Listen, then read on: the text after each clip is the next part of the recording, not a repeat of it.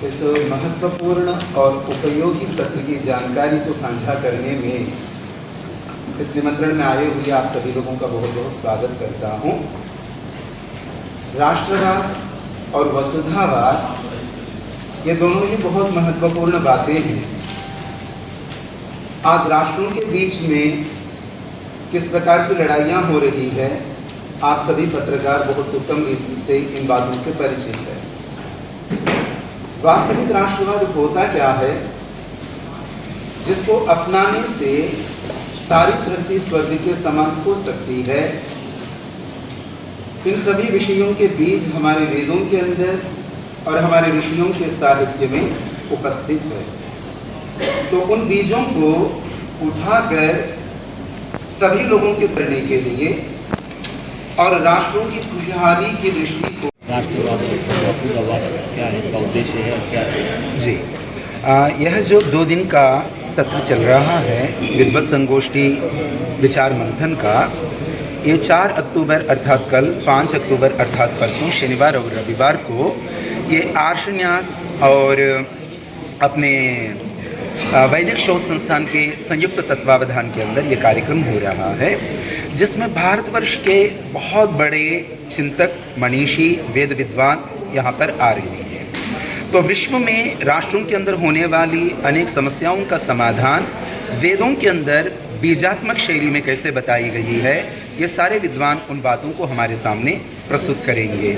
तो केवल राष्ट्र ही नहीं, अपितु संपूर्ण वसुधा के अंदर एक शांति कैसे स्थापित हो सकती है, एक राष्ट्र का व्यक्ति दूसरे राष्ट्र के व्यक्ति को किस दृष्टि से देखे, वसुधैव कुटुंबकम कैसे बन सकता है, जो सहस्रों वर्ष पहले हमारे ऋषियों ने, मुनियों ने ये बातें कही है। इन सभी के बारे में समग्र चिंतन और प्रश्नोत्तर, शंका समाधान इन 2 दिनों के अंदर विद्वानों के द्वारा, साधु संतों के द्वारा, मुनियों के द्वारा यहाँ पर होने वाला है। सर, आप वसुधैव कुटुंब की बात कर रहे हैं, जहाँ आज एक भाई दूसरे भाई की हत्या कर रहा है, ऐसे में कहाँ तक साथ रहेगी? जी, जब धूप होगी या बारिश हो रही होगी, छाती की भी तभी ज़रूरत पड़ती है।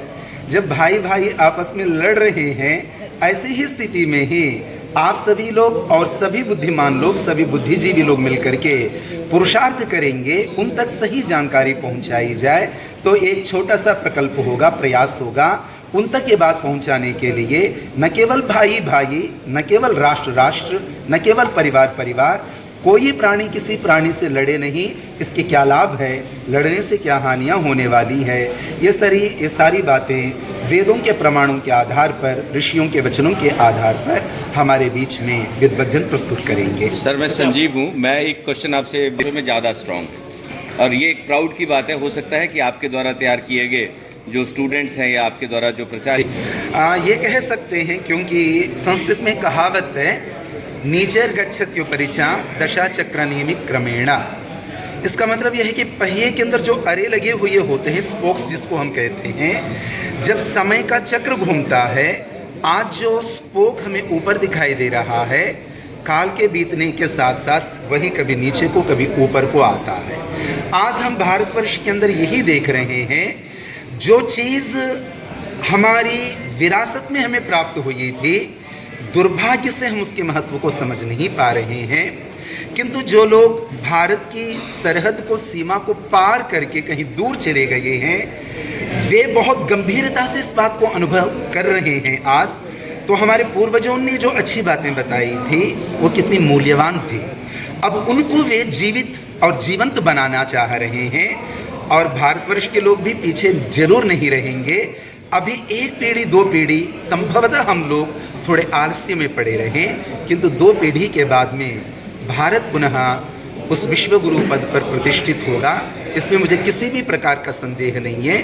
क्योंकि जो संयुक्त परिवार, जो पारिवारिक मूल्य भारत में है, विदेश में किसी भी देश में इतनी स्ट्रॉन्ग फैमिली बॉन्डिंग नहीं है। तो फैमिली बॉन्डिंग उनके बीच में नहीं है, इस कारण उनमें बहुत सारी त्रुटियां आई है। उन त्रुटियों को वो सुधारने में लगे हुए हैं। दुर्भाग्य से हम उन त्रुटियों को आज नहीं पहचान रहे हैं, किंतु विश्व के अन्य देशों को देखकर हम बहुत जल्दी उन त्रुटियों को पहचानेंगे और पुनः हमारी पुरानी विरासत को हम अपनाएंगे। धन्यवाद। नाम आचार्य हरिप्रसाद, मैं हैदराबाद से यहाँ पर आ रहा हूँ